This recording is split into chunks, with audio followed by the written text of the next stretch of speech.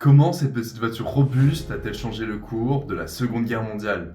Jeep, c'est bien plus qu'une marque, c'est avant tout une voiture qui a sauvé des milliers de vies. Tout commence en 1940. L'armée américaine cherche un véhicule léger, tout-terrain, capable de transporter des troupes et du matériel. Un cahier des charges exigeant et une demande urgente, puisque le pays se prépare à entrer en guerre.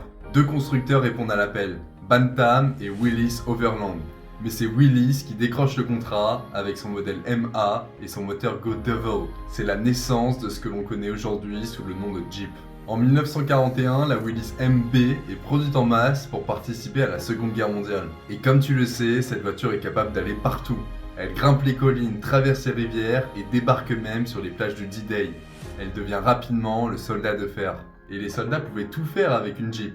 Transporter des blessés, installer une mitrailleuse ou encore brancher des câbles téléphoniques. Est-ce que tu savais qu'ils pouvaient démonter une Jeep en seulement 30 minutes, la transporter en pièces détachées, puis la remonter après avoir franchi des obstacles terrestres? Sa polyvalence et sa robustesse permettent alors de sauver des milliers de vies.